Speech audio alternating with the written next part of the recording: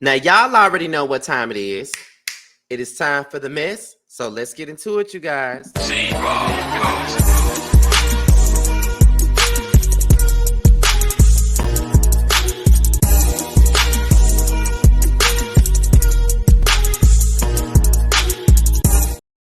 And what's going on, Scotty Gang? What's going on to the people that may be new to the platform? And what's going on to all of the hate watchers that hate me but still watch?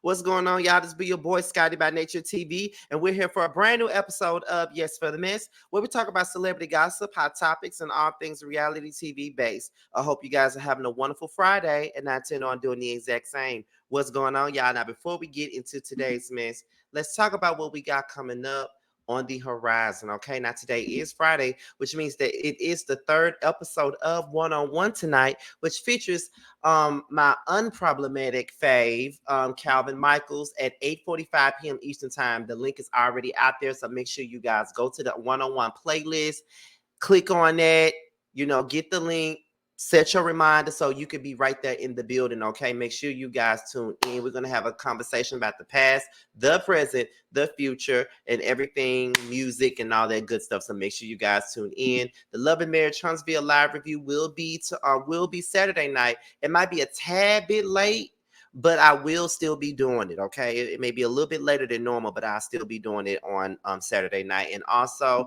make sure you guys tune in on Sunday for the Basketball Wives panel. It will be on Giving You the Real Teas platform. So tune in as me, Jamie, JoJo, and T give our opinions about what's going on Basketball Wives. And another thing before we get into anything else, once again, I just want to thank everybody for the condolences and the prayers that everybody has been giving me in regards to my cousin Beverly passing away yesterday. She passed away from cancer yesterday, and this is like the third death for me this whole year. So this has been a rocky year, a very emotional year, and I've learned a lot of lessons this year. So I just want to thank everybody that's been reaching out, all the content creators, all the Scotty Gang members that's been DMing me, commenting up under the post that I made about my cousin Beverly. Thank you guys for all of your support. I'm not gonna take now another break. I took a long break with Tierra, but I'm going to keep pushing through because y'all are the ones that keep me going. So thank you guys for all of the support. So with that being said, we're going to go ahead and get into the mess. So we're going to start this thing off with Miss Nene Leakes and Miss Cynthia Bailey. Now, y'all know that these two were the best of friends on The Real Housewives of Atlanta, honey.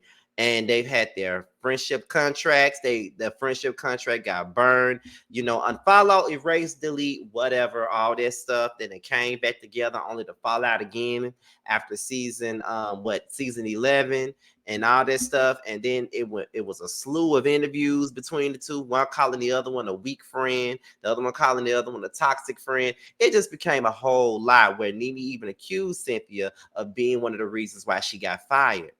But honey, apparently they done got back together. So this is coming from the Jasmine Brand, honey, and this is what was said, okay? Now, Nene Leakes stated, listen, child, I told y'all I stepped out the other night and I bumped into several people. But what I didn't tell you is that I bumped into the Cynthia Bailey, honey. When I tell you I had to read her down, no, really. Y'all know I can't hold a grudge for too long. We literally laughed our asses off, and I am talking about burst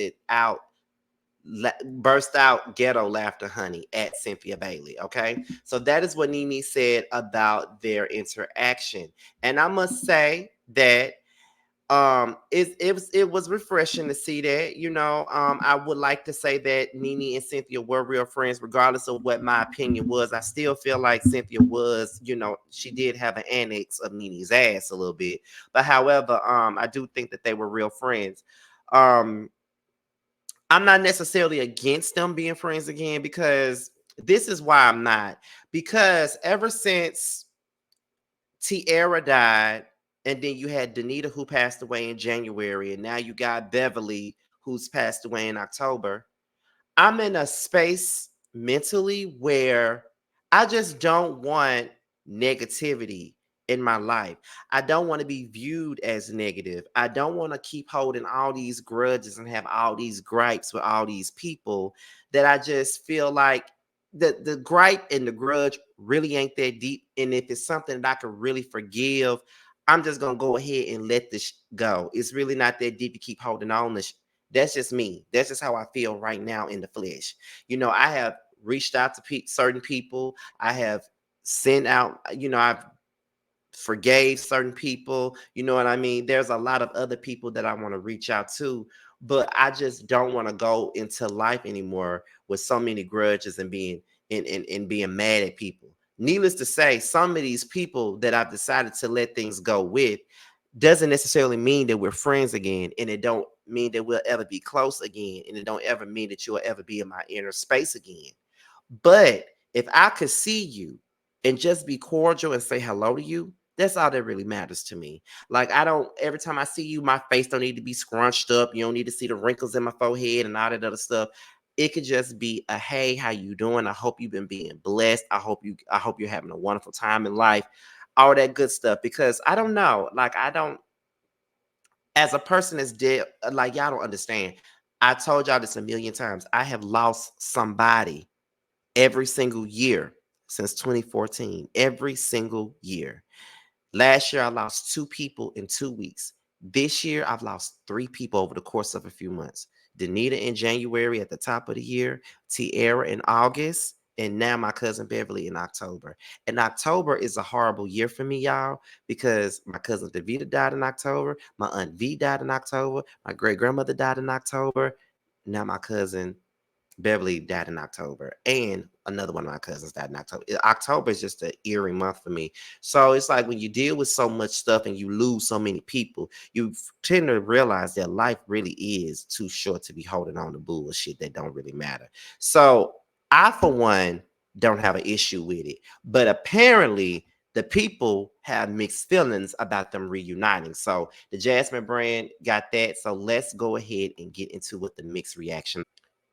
Now, one Twitter user said, I love to see this because I really hate how Cynthia let Peter ass get between them. Nene was right. He was acting like one of the girls. He definitely was. The next one says, I give it 2 months until Nene gets on a podcast that nobody has ever heard of.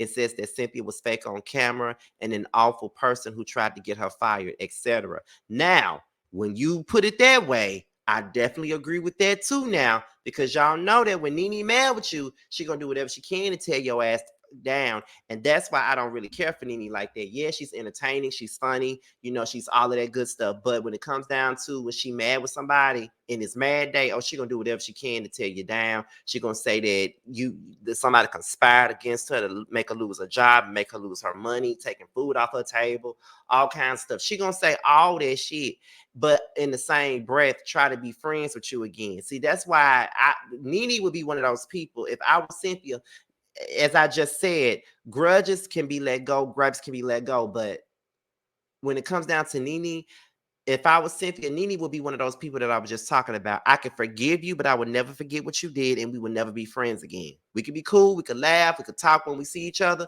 but being friends and all that other stuff, nah, that could never happen. Because once the trust is gone, we don't have a friendship. But anyway, let's continue on. Someone said, this is so sweet, but we all know that Nene will be back to shading Cynthia in 3 to 5 business days. That's true. Cynthia always loved her some Nene. I know that for sure because of that friendship contract. Nene needs to cut Cynthia's fake soft already. Every time she fell out with Kenya, she want to be friends. And I think that's it. So I think like letting things go and just being in a better space with somebody is not a bad thing. But if you're gonna be in the better space with somebody, make sure you got your head on straight and make sure you know what you're doing, because you don't never want to fall back into the place where it was, and go back to the place to where the sole reason for you cutting them off at. You know what I mean? If you get what I'm saying. Don't ever, because like I said, you can be cool, you can be cordial, you can be all that, but not everything requires reconciliation. And that is one of those things that don't require that. Sometimes, like I said, let it go. Be cool. But being friends, nah. Mm-mm. Because once I lose my trust, it's a done deal. So like I said, I'm not mad at them for burying the hatchet and moving on. Because like I said, I buried the hatchet with a couple of people so far the last couple of weeks now. I've been on like a release tour for to be honest, and I feel better. Some people I'm probably never gonna extend it to, but it is what it is. But we can move on to our next topic, honey. Now it's time for us to get into basketball wife star Brittish Williams. Now, as you guys already know, this girl has been going through some things, honey. She been caught stealing the folks' credit cards and the debit cards. What came Michelle tell Paris? Hide your credit cards. Cause this bitch is gonna use them when you close your eyes. Okay. So apparently, there's been an update with British's sentencing. Okay, as you guys know, that British has been sentenced. You know, she has 15 felony fraud charges, and now the sentencing has been postponed. Okay, here's what the Jasmine Brand said. Now, as you may recall, in May, British pleaded guilty to 15 felonies after being arrested for stealing hundreds of thousands of dollars in government money. Reportedly, she was charged with 5 counts of misuse of a social security number, 4 counts of bank fraud, okay, as well as 3 counts of making false statements to the IRS and 3 counts of wire fraud. British was scheduled to be sentenced on Wednesday, October 19th. However, her court hearing was reportedly pushed back until October the 24th. In addition to fines, she's facing 30 years in jail for bank fraud and 20 years for wire fraud. Oh, girl, like, I don't like, at the end of the day, y'all, listen, I'm just gonna be honest with y'all. Y'all already know that girl gonna go to jail. So I don't even know why we constantly postponing this girl's sentencing. Like, go on and send that ass to jail and get it over with. Like, what's the point? And I do feel bad for her daughter. I don't feel bad for British. What I do feel bad for is her daughter, because she's gonna leave her daughter behind because she decided to do some get rich quick scheme and thought a dumbass wasn't gonna get caught. See, here's my thing. When people be doing stupid ass shit like what she did, do you not think that shit won't trace back to you? Do you really believe that you gonna get away with that shit and that you never gonna get caught up? Like, I don't get it. And then you be like, I'm worried about my daughter. I'm worried about my daughter. I'm worried about you. Ain't worried about your daughter, honey. Because if you was really worried about your motherfucking daughter, you would have been doing the bullshit that you was motherfucking doing. Seriously. And you call Malaysia a weird ass bitch, which she is one, but you are too for doing that. You was a basketball wife or fiance, whatever the fuck you was. Then you have a business. It must well making you no money. That's what I'm trying to understand. It must well making you no money like that for you to be doing the shit that you doing right that you did, and now you finna sit up in somebody's jail and be somebody's woman. Pulling my invisible tracks. I'm just saying. Like, girl, what is wrong with you? I don't understand criminals that be doing stuff like that.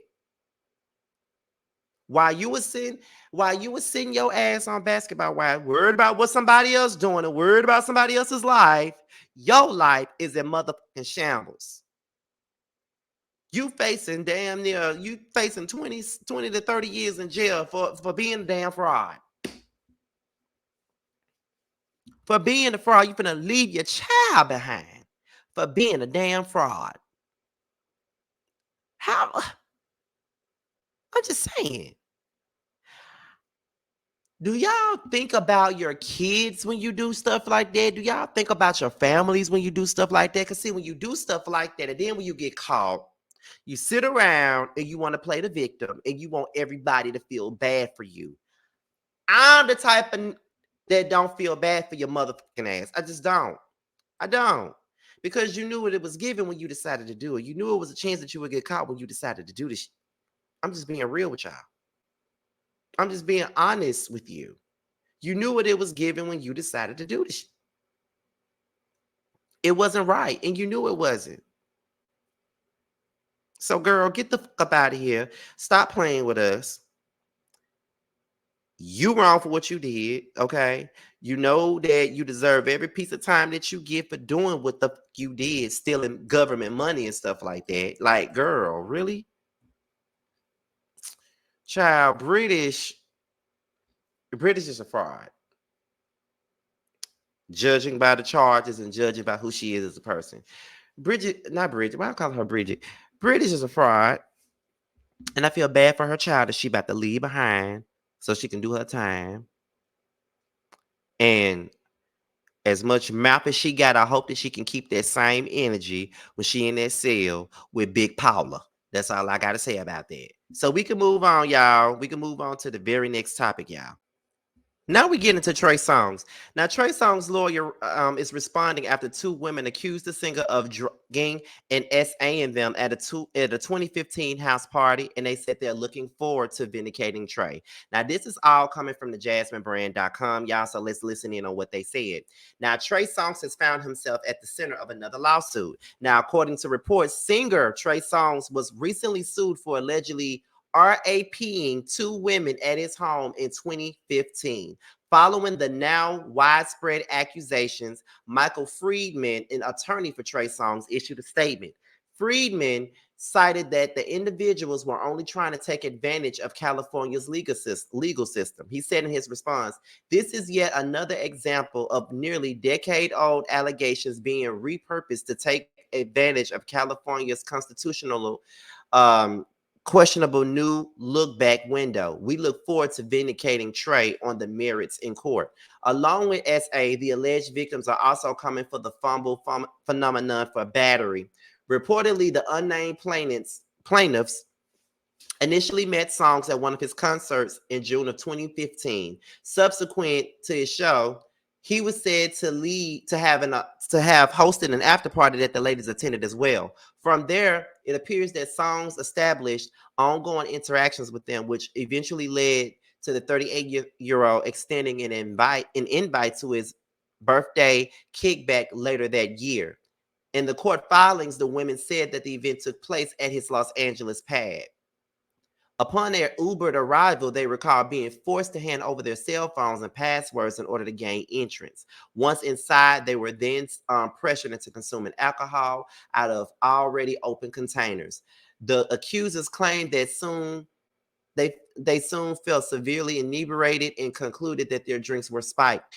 Ultimately, they refutably led upstairs. They were led upstairs by Songz, where they passed out fully clothed. However, the next morning, one of the women recounted waking up nude when the bottoms up artist forcefully performed oral sex on her. The other alleged that she too woke up naked as she noticed Songz biting her nipple and shoving his fingers into her vagina area.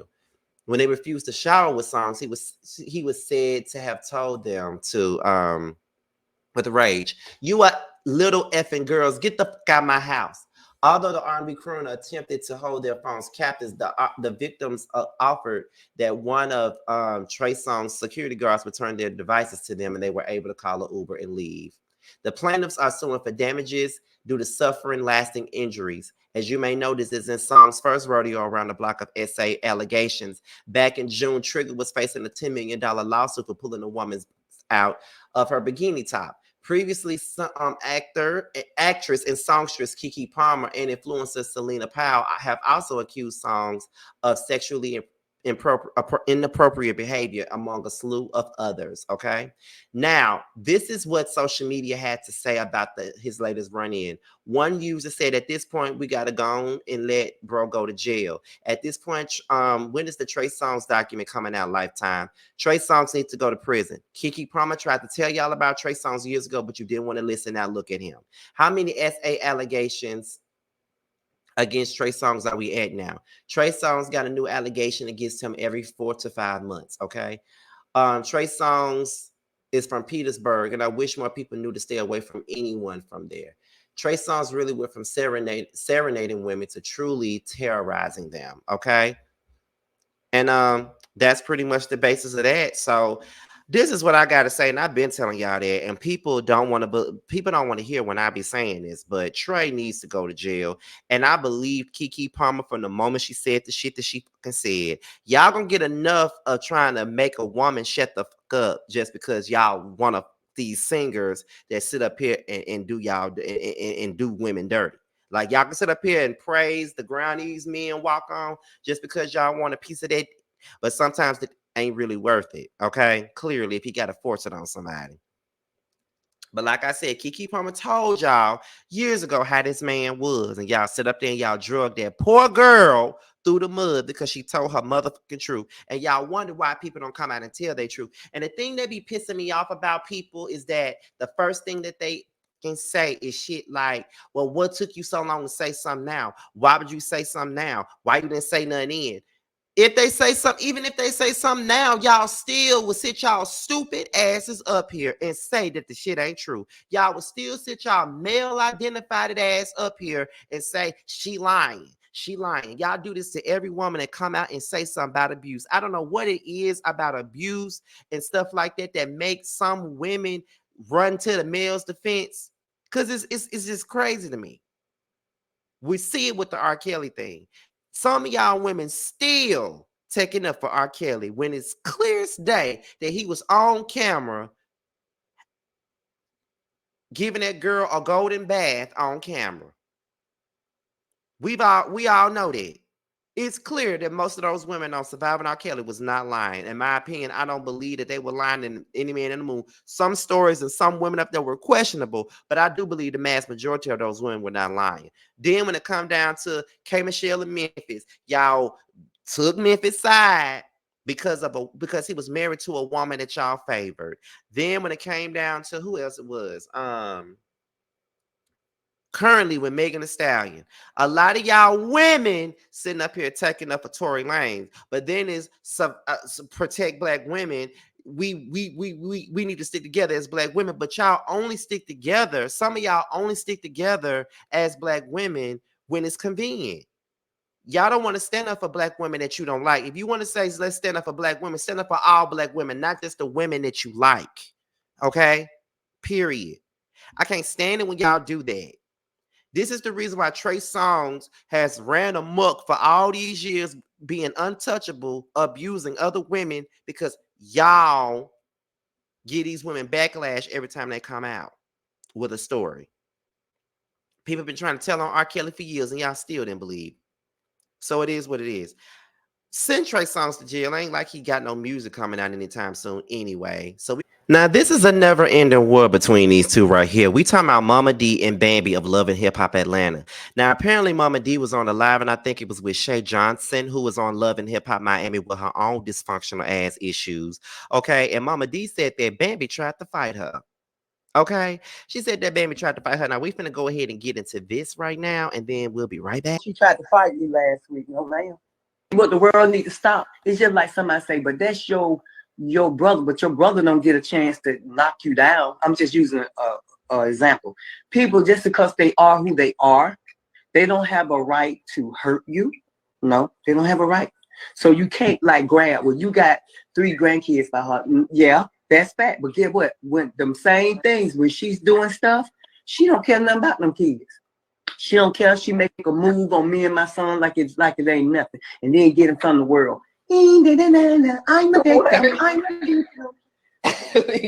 When somebody steals from you and somebody lies to you about their age and their mama, I don't know when you don't have 2 kids. You better not be talking about her. Listen. No, I gotta say this so I can clear the dust. Say it every day. Let me tell you something. I know black women throughout the ages that your grandmamas, y'all grandmamas, y'all great grandmamas, they'll have 15, back in the day, 15, 20 kids. They know every kid birthday, and every woman know how many kids they don't have. And they know every child birthday. When a person lie like that, they down with their daughter to lie to you.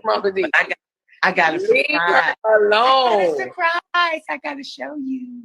I'm gonna text it to you, girl. Here you go. One thing about it, I may be a lot of things, but I'm not a thief nor a liar. If I like Shay'll tell y'all, she'll tell you, like, if I do something stupid and her and Scrappy get on me, I say, yeah, I did it. And I apologize and I move on.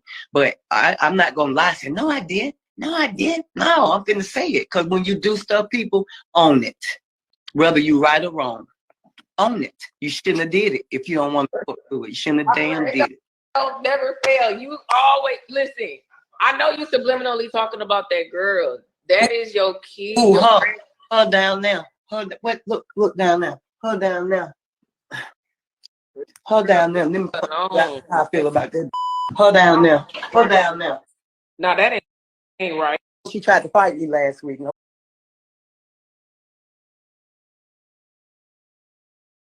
So that was Momma Dee sitting on live with Shay Johnson, talking about Bambi trying to fight her. And Shay Johnson looking like she didn't want to hear not a damn thing that Momma Dee was saying. And to be honest, I wouldn't want to hear it either, because I'm sick of Momma Dee constantly talking about Bambi on every damn live. It's like she eat, sleep, and breathe. Bambi eat, sleep, and breathe all the Scrappy's business. Momma Dee, where Ernest at? You still ain't answered that damn question for me. Where the fuck is Ernest with his fine old ass? Where's Ernest at? Why you ain't tending to him? Because that's what you need to be tending to instead of tending to other folks' motherfucking business, Momma Dee. Seriously, like you got way too much going on to be sitting up here worried about what somebody else is motherfucking doing. Honestly, why indeed are you so worried about about this shit? Scrapping out with Bambi no more.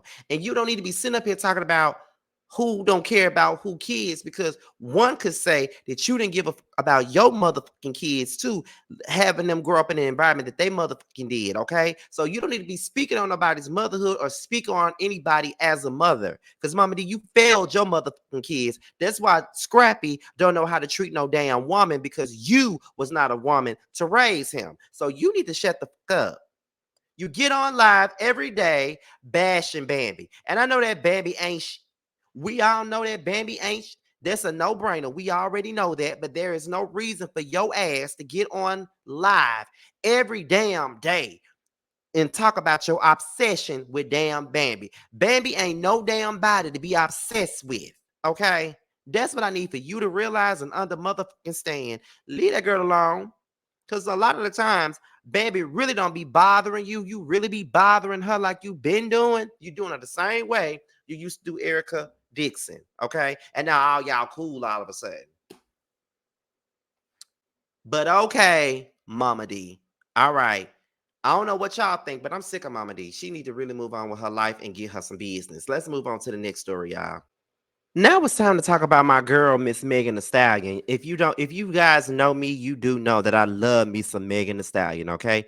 Hands on my knees, shaking ass on my thigh shit. Hands on my knees, shaking ass on my thigh shit. Her. She. Take a peek, it's me. Take a friends, this her.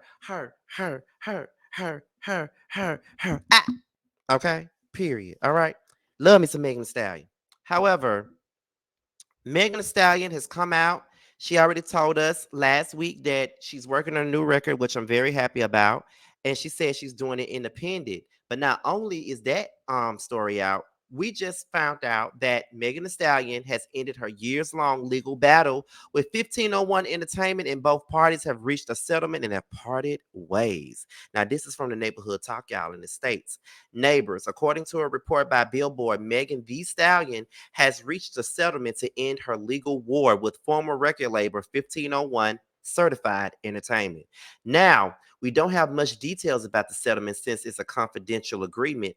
Attorneys from 1501 announced on Thursday that the two sides have mutually reached a confidential settlement to resolve their legal differences. Under the deal, Megan and 1501 will amicably part ways. Both Megan and 1501 are pleased to put this matter behind them and move forward with the next chapter of their respective businesses, 1501 said.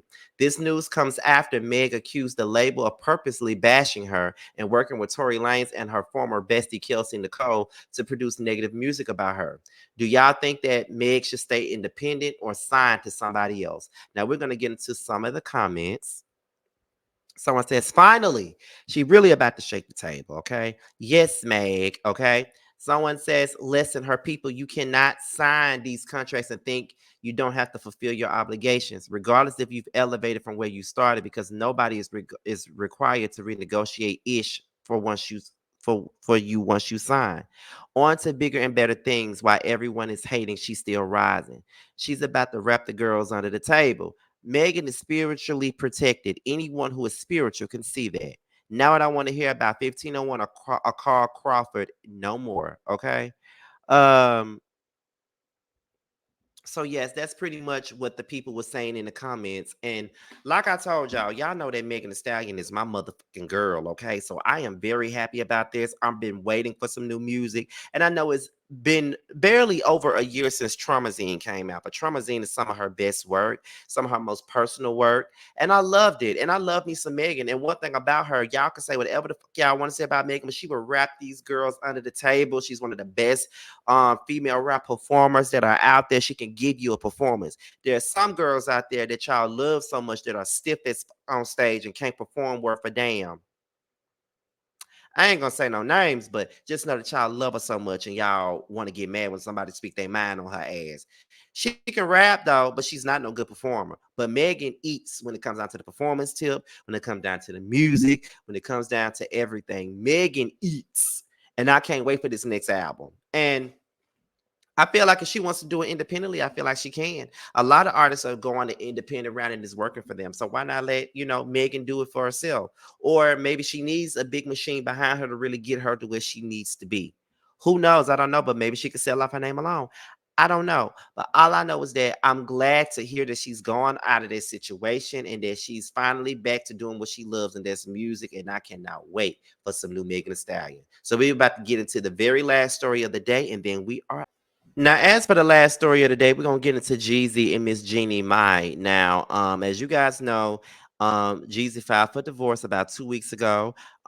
Jeannie came on the Sherry show, I think earlier this week, to discuss it and tell her feelings about it. And Jeezy hasn't said a word. But now Jeezy has finally made a statement about the divorce that he has, filed for when it comes down to Jeannie. And it states, Jeezy speaks out for the first time since filing for divorce from Jeannie Mai. Okay. He said, the decision to end this chapter in my life was not made impulsively and comes with a heavy heart. Despite this, my love and respect for Jeannie remains, and the time we spent together holds a cherished place in my heart. Our beautiful daughter is the best gift from our relationship, and I am committed to assuring that she feels the love and stability that she deserves. During this period, I kindly request that you respect our family's privacy as we focus on healing. Okay. And that is what Jeezy had to say about this matter, even though he waited until like a couple. He like that girl been getting dragged all these weeks, and now you come out and say something. But it doesn't really matter. At least he said something. But I just want to know what made him file for divorce. Like, what was going on in their marriage for them to say, okay, this ain't working. We need to move on. Like, that's the thing that I want to know. They've been very hush hush about what really happened, and it might be the best thing for them to be hush hush. I'm not really sure. But they have been. And can you really blame them? No, not really.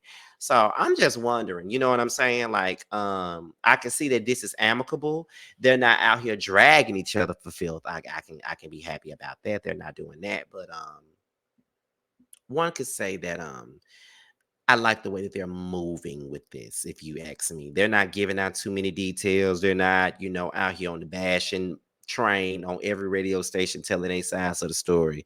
They're just moving on with their lives. And I could tell that he really did love her. And I really believe that he loved her. And I think that she loved him too. But sometimes love just ain't enough, as Monica would say. You know what I mean? Sometimes love just ain't enough. And sometimes when the shit ain't working out, the shit just not gonna work out for you. You got to get the fuck on. And that's just the truth. So I wish them both the best, and hopefully we find out more information. I definitely want to know what it is. So with that, this was your boy Scotty by Nature TV. Be sure to like, rate, comment, subscribe, share this video, and click on that notification bell so you can be notified whenever a video drops. And if you want to follow me on any form of social media, my Twitter, my IG, and my TikTok will be down below in the description box. With that being said, you guys, your boys up out here, and until my next video, I'll holler at you guys later. Ciao.